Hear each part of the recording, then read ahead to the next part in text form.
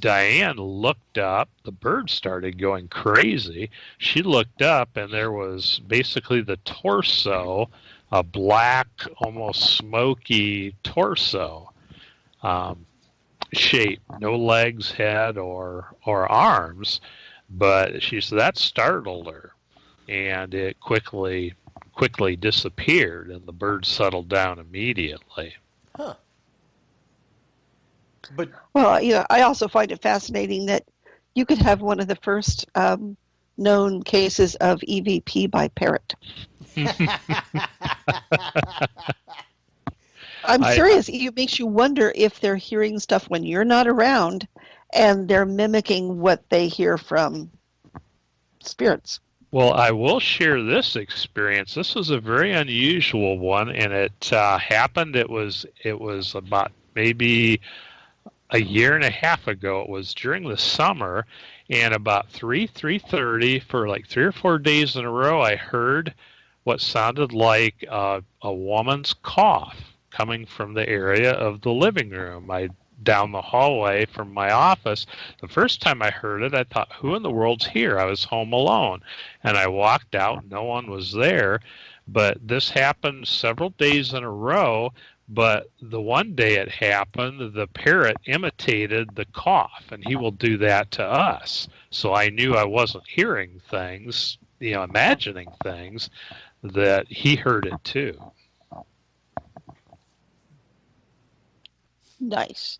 Like I said, EVP by Parrot. This is going to be a new one.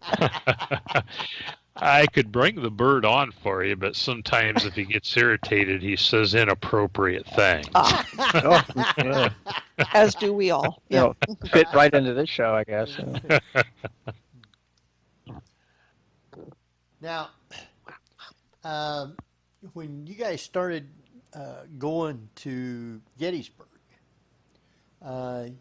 you really started finding stuff there also. Quite a bit, and really it all stems back to the house, because I've had so many experiences. I've learned to sense the energies, and once I was at Gettysburg, started to do some paranormal investigating. I seem to be a person, and really from your show last week, Darcy McGrath was talking about this, that she seems to attract activity.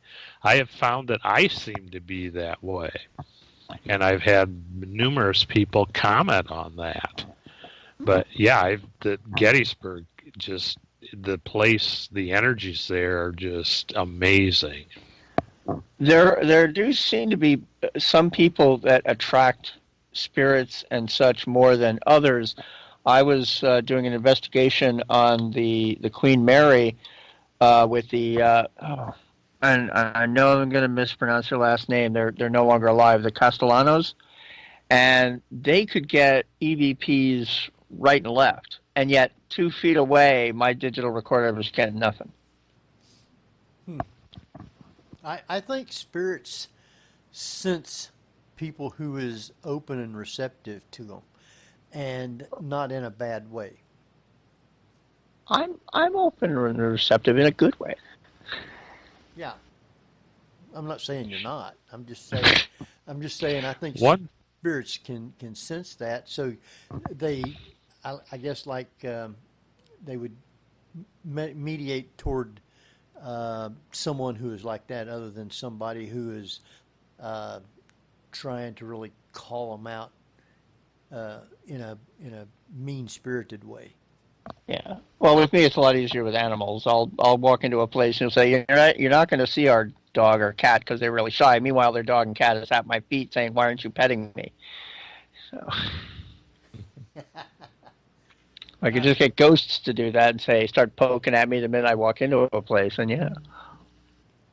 One of the things that I have found really interesting is, and I've actually made contact 4 different times now at one end of Sachs Bridge. One of the things that I've taken to using is dowsing rods, and I find them fascinating. For whatever reason, I have whatever it is. If it's my energy, the chemical makeup of my body, I get very good results with them. But I make contact with a soldier from Alabama, just from yes, no, elimination. I know the history, and when I asked through states who the soldier, where he's from, Alabama. He's from the 44th Alabama. I don't remember the company offhand, but I've gotten the same result each time. I can only communicate with him if I'm by myself and there's no one anywhere near, or certain people. My wife has been with me, and my dad can be with me. I have a friend. If he's with me, the soldier won't come through. But it's to the point he was married, had 3 children, and I asked him, the one that really got to me, it's kind of emotional even thinking about it, is I asked him if he was glad to have the chance to communicate with me. And the rods not only crossed for yes, there was so much energy behind them that they bounced off my chest. And to me, that's just phenomenal that I can have this ongoing relationship. I've tried using the spirit box to get his name. I've tried using the Ovilus app, and no luck. He won't give me his name. And so you use the rods, not the pendulums, right? Correct. I've tried the pendulums, but I prefer the rods. It makes me kind of wonder, there's certain people that can use dowsing rods really well, even if you're just dowsing for water. That there seems to be like an electrical frequency that you're tuned into better than others, and I wonder if that might be similar to the electrical frequency that ghosts sort of tune in on. I think there's something to that. Well, like for finding water, I use dowsing rods to find the sewer line and septic tank for the house. My son and grandson were over. My son was very skeptical. He couldn't get it to work. I didn't tell them where the tank was, but yet my grandson found it. I hope it was the water it was looking for. We were able to find the tank, which saved us some money because we needed to get the tank pumped. And this way, instead of having to have them spend time finding it, we took them right to it. And that's where it was, where the dowsing rods showed it to be. Huh. Pretty interesting. Oh, love it. Yeah. Well, it's better than trying another way to find him and spoiling the child. Yes. Quite literally.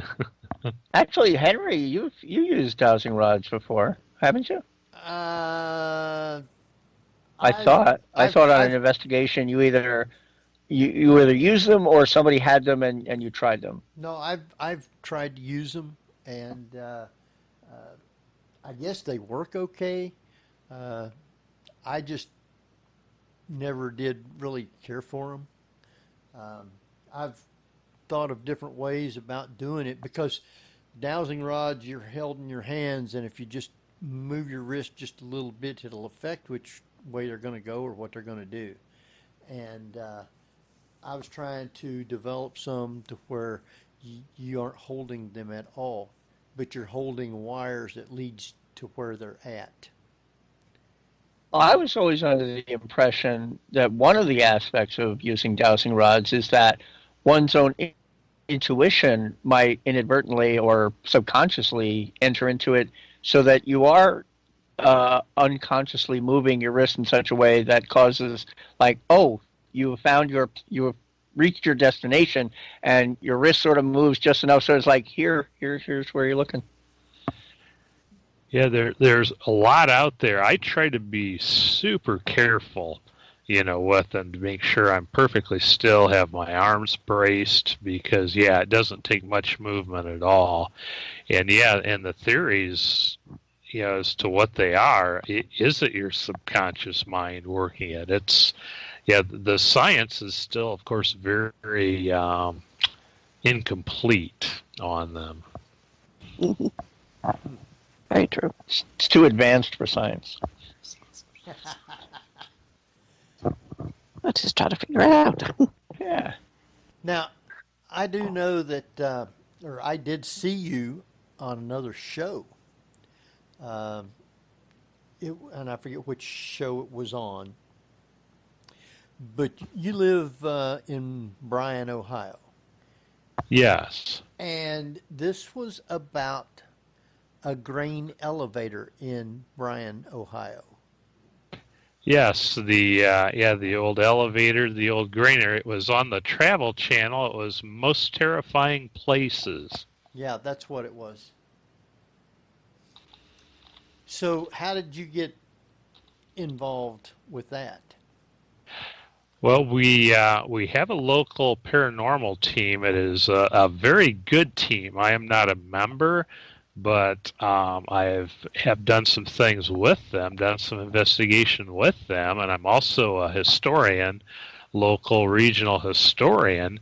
So when the Travel Channel producer got a hold of the head of the team, they were looking for somebody with the history who would have some knowledge, perhaps, of the tie-in with the hauntings. So he referred them to me, and that's how I got involved. So I was able to share the history of the building, some of the things that may be connected to the hauntings.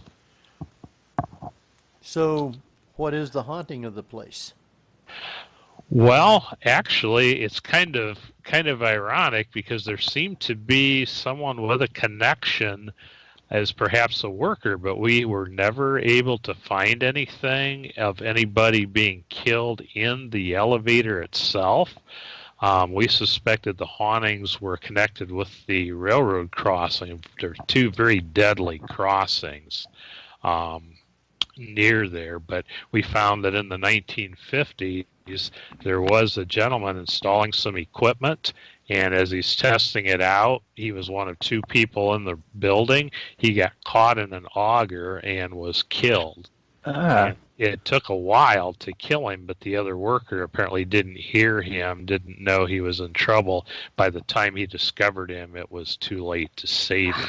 Oh, when you have that kind of emergency, you definitely yell, "This is a drill."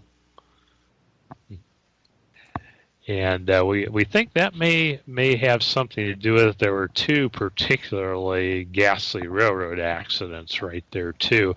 And we actually did there was a woman whose child darted across the train tracks back in the 1880s. And she went to dart after the child. We think the sun was in her eyes, and she didn't realize how close the train was. And she was hit and killed by a steam engine going probably close to 80 miles an hour. And her name has actually come through on EVPs in our investigations there. Okay, So, what was the name of the paranormal group that came in? It's Paranormal Underground is the group, and they're based here in Bryan. The show is the Travel Channel Most Terrifying Places that actually did the show, but it was members of the paranormal group that that had done the investigations, and I was in on some of those investigations myself. Yeah, I enjoy that. I don't have that tape every single episode. When it's on, I watch it because Travel Channel is like every other episode is now paranormal. Yeah, I keep wondering why is it even called Travel Channel anymore? That does seem to be the case.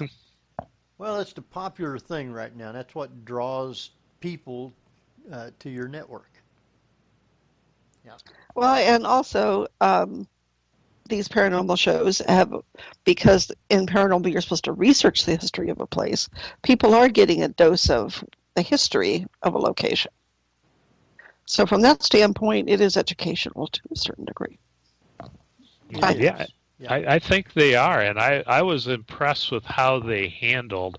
I've heard kind of horror stories about working with TV, and I was a bit leery, but there were a couple of things that I think were mistaken that they'd gotten from another source, and when I pointed out they were incorrect, they went with what I told them.